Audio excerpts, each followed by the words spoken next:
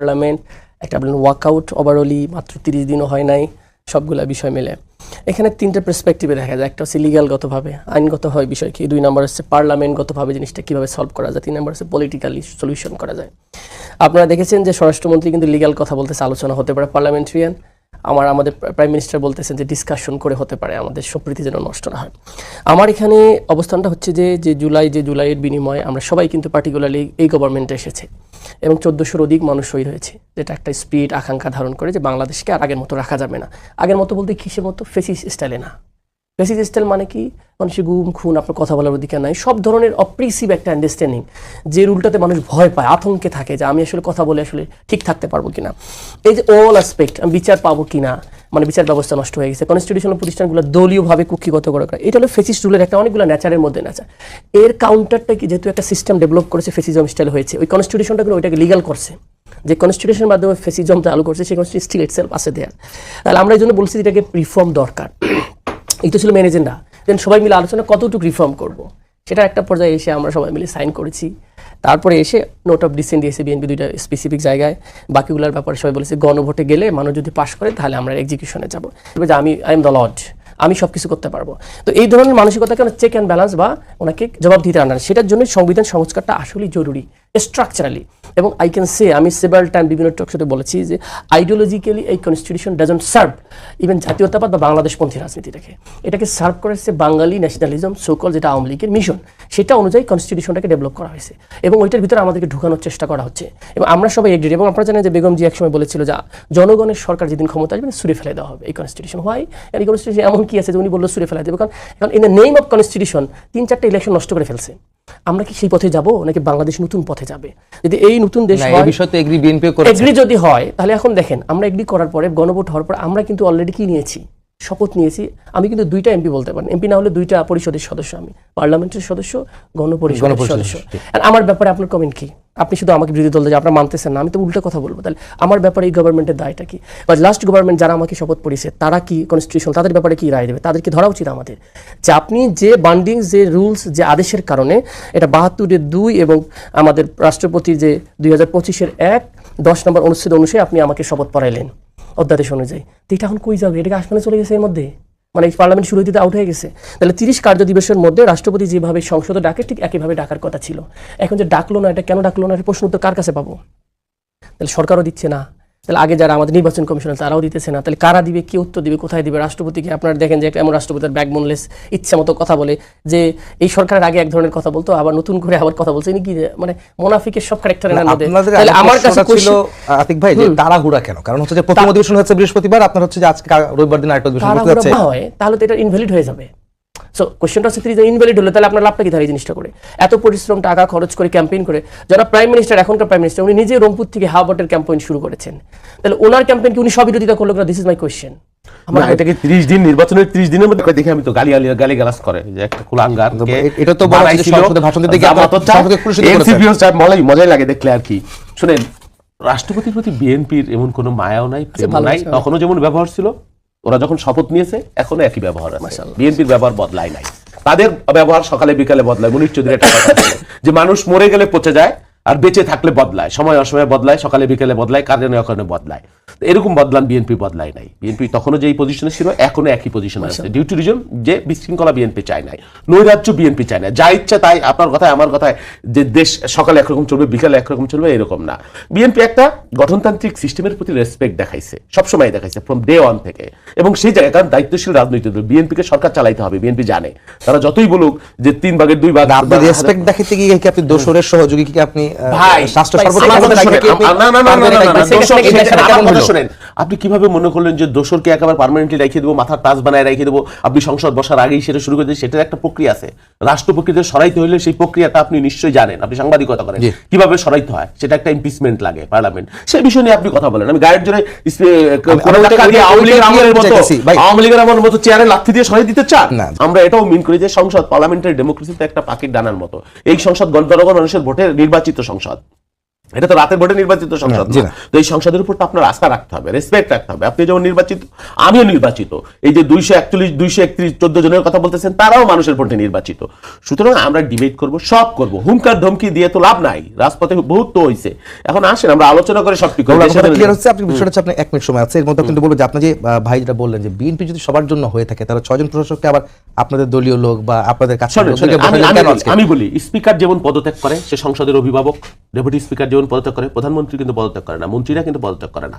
একটা সরকারের, একটা দলের সরকার থাকে, এটা তো কোনো দোষণীয় কিছু নাই।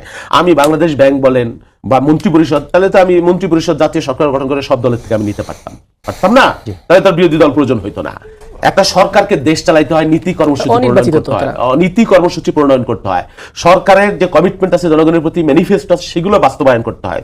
যেগুলা গণবিরোধী বা যেগুলা ক্ষমতাকে, রিজিমকে আঁকড়ে থাকার জন্য সহায়ক, সেগুলো বিএনপি অমিট করবে। 31 দফার মধ্যে যা আছে, আপনার এই 30, আপনার এই কি বলে, এই জুলাই চার্টারের মধ্যে প্রায় তাই কাছাকাছি আসি, কিছু পার্থক্য ভিতরে রেখে বিএনপি যে বিষয়গুলো নোট অফ ডিসেন্ট দিয়েছে, তার বাইরে একটা বিষয় বিএনপি ডিজন করবে না, করে না। কোনো মানুষের সাথে আপনি দেখছেন না, বিএনপি কেউকে বলছে যে হাতের আঙুলের ভোটের দাগ এখনো মুছে নাই, বিএনপি প্রতিশ্রুতি বাস্তবায়ন শুরু করে দিয়েছে।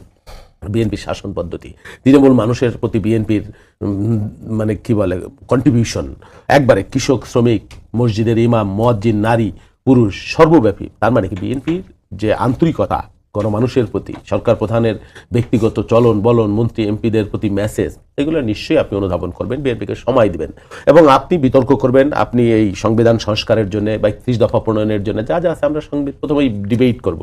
মানে শুরুর আগেই যদি আপনি মানে হুক্কা হওয়া শুরু করে দেন জামাতের সাথে, তাহলে সেটা একক্ষেত্রে অসহযোগিতাও বলবে। আপনি দেখেন, এই যে আমার ভাইরা বলছে জাস্ট একটা ইলেকট্রাল জোট জামাতের সাথে, অথচ এই জামাতের বদন্যতায় তারা বিরোধী দলীয় চিফ হুইপের পদ নিয়েছে কিন্তু একটি, হ্যাঁ। এবং যদি জামাত ক্ষমতায় যেত, তাদেরকে মন্ত্রীও বানাতো। তার মানে কি এইসব কথা বাতুলতা, যে শুধু ইলেকট্রাল জোট, তাদের এক একজন এক রকম বলে। তো এটা দোষেরও কিছু না, হতে পারে, সেটা নিয়ে হতে পারে, কিন্তু আমরা সংসদটা কার্যকর দেখতে চাই। সরকারের ধৈর্য, সহনশীলতা, সরকারের পজিটিভিটি, বিরোধী দলের প্রতি আন্তরিকতা, শুধু বা সমালোচনার প্রতি সরকারের মানে ফ্যাসিনেশন, দর্শন আপনি দেখতে পাচ্ছেন নিশ্চয়ই। এই সরকার হাসিনার সরকার না, এই সরকার বিগত রিজিমের সরকার না, এটা গণমানুষের সরকার, মানুষের ভোটে নির্বাচিত সরকার। গণমানুষ যেটা চাবে, মানুষ যেটা চাবে, মানুষের সেন্টিমেন্টের বাইরে যাবে না। মানুষ বিএনপিকে নির্বাচিত করেছে ভোট দিয়ে, অতএব মানুষের সেন্টিমেন্টের বাইরে বিএনপি যাবে না। বিএনপি আগামী দিনে একটা রাতের ভোট করে আবার ক্ষমতায় আসতে চাইবে না। সুতরাং গণমানুষের আশা আকাঙ্ক্ষার বাইরে চিন্তা, এটা বিএনপি। আপনার কথা আমি পরিষ্কার, কিন্তু ঘটনা হচ্ছে যে আতিক ভাই যে প্রশ্নটা তুলেছেন, যে আসলে তারা পরিষ্কার না এই অর্থে যে তারা জানতে চায় আসলে সংবিধান সংস্কার পরিষদ অধিবেশনকে আদৌ বসবে, কবে বসবে, কবে নাগাদ বসতে পারে, সেই বিষয়ে তিনি প্রশ্ন তুলেছেন। আমি বুঝতে পেরেছি পরিষ্কার আপনার কথা। শোনেন, 5ই আগস্ট গণ অভ্যুত্থানের পরে অনেক গুজামিল আছে। আমরা সংবিধান মেনেছি, আবার মানিনি, বেশিরভাগই মেনেছি, খুব কম মানিনি, এরকম একটা ইস্যু, তাই তো? 5ই আগস্টে যখন ফ্যাসিস্ট রেজিমের পতন হয়ে গেল, তখন আপনি প্রেসিডেন্টকে কেন রেখে দিয়েছেন? কেন গণভবনে আপনি যাননি? কেন গণভবন আক্রমণ করা হয়নি? না বঙ্গভবন, গণভবনে আক্রমণ করেছেন, সব জায়গায় পালাই গেল সবাই। আমি শেষ আমি আপনাকে বোঝার জন্য বলছি। তাহলে যারা এর মাস্টার মাইন্ড ছিলেন, তারা নিশ্চয়ই চিন্তা করেছেন যেখানে একটা শূন্যতা তৈরি হোক, এটা প্রয়োজন নাই, একটা তো জায়গা রাখতে হবে, হ্যাঁ, সাংবিধানিক শূন্যতা তৈরি হবে প্রেসিডেন্ট চলে গেলে। সেই জন্য হয়তো সেখানে তারা কেউ যায়নি। তাহলে যারা যায়নি, এরা আমি দোষের কিছু বলছি না, শূন্যতা তৈরি নেই। আচ্ছা, আপনি প্রেসিডেন্টের অধীনে শপথ নিলেন, উপদেষ্টা হলেন, এখন সেই প্রেসিডেন্টকে আপনার দেখলেই গাঁটু ধাওয়া শুরু হয়ে যায়, এটা কি বৈপরীত্য না? এটা কি গুজামিল না? সেই জন্য আমরা বলছি, কাউকে না কাউকে তো শুরু করতে হবে। আমরা সংবিধান মেনেছি, বেশিরভাগই মেনেছি, অধ্যাদেশ জারি করেছি প্রেসিডেন্টকে দিয়ে, অনেকগুলো অধ্যাদেশ। তো এখন তার বক্তৃতা আপনার ভালো লাগছে না, তাকে দেখতে আপনার ভালো লাগছে না, এখন কেন, তখন কেন নয়? এই একটা প্রশ্ন তো আছে। আর একটা কথা হলো, আমি বলি, আপনি বলবেন, আর একটা কথা হলো, আমরা এই সংবিধান মেনেই চলবার চেষ্টা করছি, শেষ তো করতে হবে, বিশৃঙ্খলার একটা জায়গায় তো শেষ হতে হবে। আপনি একটা নিয়মে চলবেন, তাহলে নিয়মে চলতে হলে তো সেই শুরুটা করতে হবে। আপনার এই জুলাই সংবিধানের মধ্যে আপনার কি বলে, ওই যে কি সংবিধান সংস্কার পরিষদ বলতে কোনো শব্দ নাই। এটা আমরা সকলে মিলে এটা অন্তর্ভুক্ত করতে পারি, হ্যাঁ, যদি জুলাই চার্টার বাস্তবায়ন করতে হয় বা 31 দফা বাস্তবায়ন করতে হয়, আমরা অন্তর্ভুক্ত করে প্রয়োজনে আমরা সকলে মিলে আমরা শপথ নিব। আপনি গায়ের জোরে এটা বললে তো আর হবে না। মানে যখন রাজপথে আসার হুঁশিয়ারি জামাত বা 11 দলের জোট, এবং কালকে শেষ অধিবেশন যাচ্ছে কিনা 15 সদস্যের একটা কমিটি হয়েছে, এখানে সরকার দল বিরোধী দল সকলেই আছে। আমরা সেখানে আলোচনা করব যে কোন ওয়েতে আমরা এই সংস্কারগুলো করব বা কি সংস্কারগুলো করব, নোট অফ ডিসেন্টের বিষয় কি আছে, সংবিধান সংস্কার পরিষদ হিসেবে আমরা শপথ নিব কিনা। এখনই যদি আপনি হুঙ্কার দিয়ে রাজপথে বাংলাদেশ অচল করে দিবেন তাহলে তো যা ছিল তাই। সরকার কি করবে তাহলে? না, সরকার আলোচনা করবে, সরকার সংসদকে সবকিছুর কেন্দ্রবিন্দু করতে চায়। বলেছে সংসদকে আলোচনার পথ দেখছেন। অফকোর্স সংসদই হবে সবকিছুর কেন্দ্রবিন্দু, আলোচনার কেন্দ্রবিন্দু। আচ্ছা আতিক ভাই, আপনি তো ওনার কথা ব্যাখ্যাটা দেন আসলে, উনি যে বলছেন যে সময় দিতে হবে, মানে আপনি আসলেন, দেখলেন, তারপর তার এগুলো নিয়ে আলোচনা হতে পারে। আর ফর অল বিএনপি ফর যদি অল হয়, আজকে 5 জন প্রশাসক নিয়োগ দিয়েছে, this people are from common people or BNP people, সবাই বিএনপির পোস্টের সেই অঞ্চলের আহ্বায়ক সেক্রেটারি, খেয়াল করেন। অথচ এই 2 জন প্রশাসক নিয়োগ দেওয়া হয়েছে, একজন অ্যাডমিন থেকে আর একজন ইজাজ সাহেবকে দিয়েছেন। এইটা নিয়ে কত আম্বিদাম্বি হয়েছে, এটা অনির্বাচিত, এই সেই কত কিছু। তাহলে 11 জন প্রশাসক নিয়োগ দেওয়া হলো। এটা খুবই কনস্টিটিউশনাল এবং খুবই বিএনপি খুবই ভালো কাজ করেছে। আরেকটা বিএনপি ভালো কাজ করেছে, সেটা হলো এই কনস্টিটিউশনাল প্রতিষ্ঠান দুদকের, ওখান থেকে একজন বসাই দিয়েছেন ওনারা। তারপর আমরা দেখলাম যে বাংলাদেশ ব্যাংকে একজনকে বসাই দিয়েছেন, খুবই চমৎকার স্টাইলে বসিয়ে দিয়েছেন এবং খুবই চমৎকার একটা বিএনপি ফর অল যে কাজগুলো সেগুলো করতেছেন। তো এগুলা, এবং আজকে আমরা দেখলাম যে প্রধানমন্ত্রী ত্রাণ তহবিল থেকে মাত্র 215 জন বা 13 জন যারা ওনাদের নির্বাচিত হয়েছেন তাদের ব্যাপারে শুধু বরাদ্দ এসেছে। তাহলে আমরা আসলে বুঝতেই পারতেছি যে বিএনপি ফর অল নাকি। এরকম অসংখ্য জিনিস দেখতে পারো, ভাই হয়তো বাবুল ভাই হয়তো খেয়াল করে নেই। তাহলে এই জিনিসগুলো যদি পার্মানেন্টলি আপনি যে বলেন আলোচনার বিষয় একটা জিনিস ডেফিনেটলি, কিন্তু আপনার ডিসক্রিমিনেশন করা বা আলোচনার এক ধরনের কথাবার্তা, কাজে আরেক ধরনের আচরণ, এটা তো মানুষের একটু সন্দেহ তৈরি করে দেয়। আপনি যে বলবেন ঠিক আছে আলোচনা করবো, ঠিক আছে বলে দেখ যে আমরা এরপরের সেশনে ক্লিয়ারলি যে এই জিনিসটা কি হবে, আমরা শপথ নিব কি নিব না, এটা নিয়ে আসলে আলোচনা করি, মেক ইট ক্লিয়ার, তাহলে তো আপনার কনফিউশন থাকে না। নাহিদ তো বলেছে যে, নাহিদ তো ভেরি ইন্টারেস্টিং স্টেটমেন্ট দিয়েছে, আমরা সরকার দলের অবস্থান বুঝে কিন্তু পজিশন নিব। নাহিদের স্টেটমেন্ট দেখেন যদি আমরা, ওনারা এটা নিয়ে কি আলোচনা করে সেটার পরে আমরা সিদ্ধান্ত নিব যে জুলাই সনদ এবং সংস্কার পরিষদের অবস্থানটা কি সরকারের।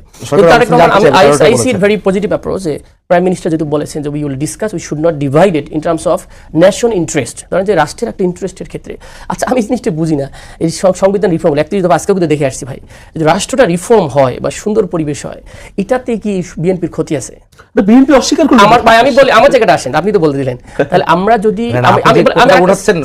ভাই আমি একটা কথা বলি ভাই, আমরা অপোজিশন ডাজন্ট মিন যে আমরা গভর্নমেন্টের পার্ট না, এটা একটা বাংলাদেশের বাজে কনসেপ্ট।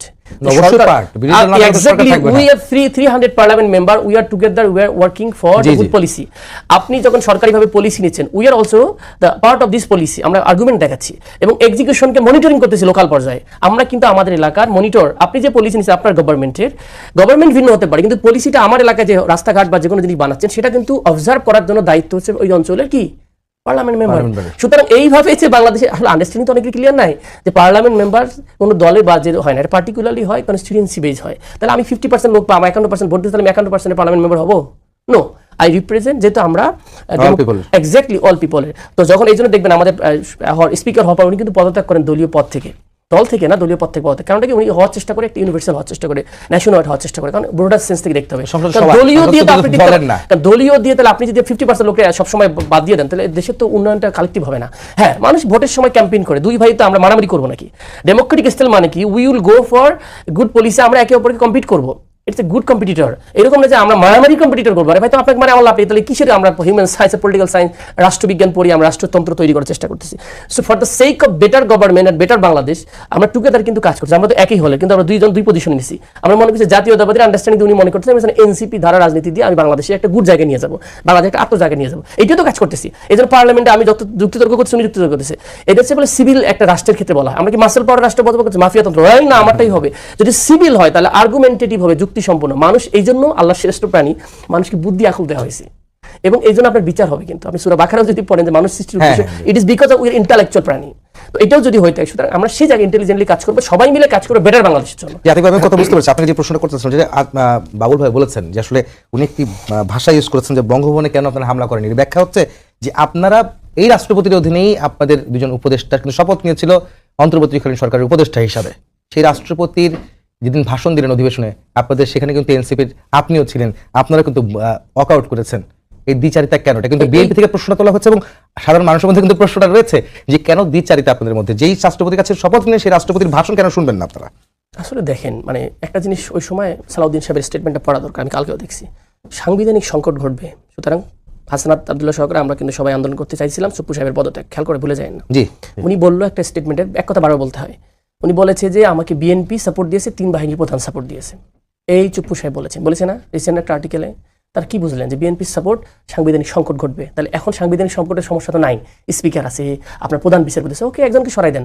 আমরা ডক্টর মোশাররফ সাহেবকে নিয়ে এসে সভাপতি বানাইলাম, আপনারা এখন আমাকে সংবিধান কোন নিয়ম থেকে দেখাবেন? লাস্ট স্পিকার হ্যান্ড ওভার করছে পাওয়ার কার কাছে? ওটা প্রথম অধিবেশন ছিল। আপনি আমাকে বুঝান, আপনি সাংবিধানিক সংকট সমাধান করছেন। আমি বলি সাংবিধানিক সংকট সমাধান করেছি তো আমরা, যে একটা সিনিয়র পার্লামেন্টারিয়ানকে আমরা সভাপতির আসনে বসানোর সুযোগ আছে। ওই সময় তো ছিল, বাট ওই সময় আপনি চান নাই। এটাই একটা জিনিস রাখিয়ে দিলেন যে লোক লোকের ক্যারেক্টার এত বেশি, এবং আমরা আন্দোলন করতেছি, বিএনপির লোক সব হাসতেছে, তারপর ওনারা সাপোর্ট দিতেছে। কেন যে এখানে রাখতেছে আমার কাছে খুব আজব লাগে এই মানুষের ক্যারেক্টারটা। ওনার তো ভাই কিভাবে উনি এখানে আছেন? উনি কি এই পদত্যাগ করার মতো নিজের কোনো ক্যাপাসিটি নাই নাকি? উনি পদত্যাগ করা যাবে না নাকি? ওনাকে কেউ নিষেধ করছে নাকি? না বাইন্দা রাখছে পদত্যাগ করিস না ভাই। আর এত কিছু বলার পরও মানে উনি এই পদের মধ্যে কি মজা কি মধু আছে, I do not understand it. এবং বিএনপির লোকজন ম্যাক্সিমাম সদস্যরা হয়তো পাবলিক প্লেসে বলে না, পার্টি স্ট্যান্ডের কারণে, কিন্তু আমাদের সাথে ডিসকাশনে বলে যে এই লোকটাকে তো ওনারাও দেখতে পারে না। তো কেন, কিভাবে আছে, এটা কি জন্য আছে? এটা একটা আমার কাছে বিগ কোশ্চেন। রাষ্ট্রপতি থাকতে হবে কেন? এখন স্পিকার কাছে হ্যান্ড ওভার করতে পারে উনি, আমাদের প্রধান বিচারপতি থাকতে পারে, বা এনি ওয়ান যে সিস্টেম আছে সেভাবে। সাংবিধানিক সংকট আর ঘটবে না ভাই। তাহলে in the name of constitution, যেটা বিএনপি খুব ভালোবাসে, সাংবিধানিক বিষয়টাকে খুব ভালোবাসে, তার সাংবিধানকে রক্ষা করে এখন ওনাকে পদত্যাগ করতে বলুক, সমস্যাটা কি? আর এই ভাষণটা তো আমার কাছে আছে, এই ভাষণটা তো বিএনপির না, এটা যদিও মন্ত্রী পরিষদে ওনার মুখ দিয়ে। কিন্তু আমাদের ইস্যুটা ছিল ওই লোকটাকে আমরা রেসপেক্ট দেখাবো না, যে লোকটা বেসিক্যালি কিলার তো ছিল, কিলারের পার্ট ছিল, সহযোগী ছিল। শুধু তাই না, ওনার চরিত্র ব্যাপার এটা সবাই জানে। দুর্নীতির অভিযোগ আছে, একটা মানুষকে, একটা রাষ্ট্রের একটা প্রধানকে ভাই মিনিমাম রেসপেক্টবল জায়গা থেকে বলে। আমরা পার্লামেন্ট মেম্বাররা দাঁড়াইতেছি তার জন্য। আপনার নিজের, আমার প্রশ্ন আসলে ঘুরে ফিরে ওই জায়গাতেই আসে যে রাষ্ট্রপতির কাছে শপথ নিয়ে সেই নাহিদি কিন্তু বলছে রাষ্ট্রপতিকে অপসারণ করে গ্রেফতার করতে হবে। এখন দেখেন এই জায়গাটা আসলে সব বিরোধীদের না, অনেক কনটেক্সট বেশ মানুষ যেমন চেঞ্জ হয়। যেমন বিএনপি ইলেকশনের আগের এক ধরনের অবস্থান, ইলেকশনের পরে চেঞ্জ। এখন ওনারা ওই কনস্টিটিউশন ইস্যু না, এখন ইস্যু হচ্ছে পার্লামেন্টারি সুপ্রিমেসি। খেয়াল করেন ডিসকাশনের জায়গাটা আমি তাত্ত্বিকভাবে যদি যাই, একটা হচ্ছে পপুলার সভেরেন্টি, একটা হচ্ছে যে আপনার পার্লামেন্টারি সভেরেন্টি। পার্লামেন্টারি সভেরেন্টি মানে আমাদেরকে ইলেকশন করছে, সুতরাং জনগণের কোনো পাওয়ার নেই, জনগণ আমাদের অলরেডি রিপ্রেজেন্টেটিভ বানাইছে, সুতরাং এটা সার্বভৌম, আমরা যার সিদ্ধান্ত নেব তাই। কিন্তু আমরা সার্বভৌম হওয়ার পরে পার্লামেন্টের একটা সিদ্ধান্ত আইন বানাই, আবার আদালতে গেলে সেটা নাই হয়ে যায়। খেয়াল করেন, তারপরে প্রকৃত জনগণের পাওয়ার এখানে এক্সিকিউশন হইতেছে না। কিন্তু এটা হচ্ছে ওল্ড সিস্টেম, এটাতে করে মজা পাওয়া যায় যে পার্লামেন্ট আমরা ইচ্ছা মতো করবো, যে টু-থার্ড যেহেতু আমাদের আছে। এই জিনিসটা গতদিনে বলছেন যদি খালি ভাই 101ও হইতো তাহলে কিন্তু বিএনপি একটু বিপদে পড়ে। টু-থার্ড না, তাহলে প্রেসিডেন্ট একটু সমীহ করে ওনাদেরকে আদর করে আমাদেরকে অনেক কিছু পাস করতে হবে। টু-থার্ড হলে খুব ইজিলি কনস্টিটিউশন চেঞ্জ করা যায়। সো এই সবিরোধিতার জায়গাটা বললেন, খুব বিগ ইস্যু না। তাহলে ওনাদের এখানে সবিরোধিতার কথা বললে আমাদের পররাষ্ট্রমন্ত্রীটা কি নিজ বিরোধী হয়েছে? আমাদের বিডার যে আশিক সাহেব সম্পর্কে উড়ে উড়ে বেড়ায় বললেন বিএনপি, আজকে আবার আইখা দিয়ে আবার আদরের করতেছেন। তাহলে পররাষ্ট্রমন্ত্রী রাষ্ট্রপতির ইস্যুটা বলি, রাষ্ট্রপতির ইস্যুটা সম্পর্কে তো কে বিরোধিতা করে? আমি বললাম ওপেন। আতিক ভাই, আমি আপনার কথা ক্লিয়ার। আমি বাবুর কাছে বাবু ভাই এই প্রশ্নগুলোর উত্তর আসলে আপনারা বিএনপি কিভাবে দিবেন আমাকে একটু বলবেন। সেটা হচ্ছে কেন রাষ্ট্রপতিকে রাখতে হবে এত দাবির পরও, যে রাষ্ট্রপতির অপসারণ চাচ্ছে, গ্রেপ্তার চাচ্ছে নাহিদ, আওয়ামী লীগও চাইতেছে, আওয়ামী লীগও চায়, তাহলে কোন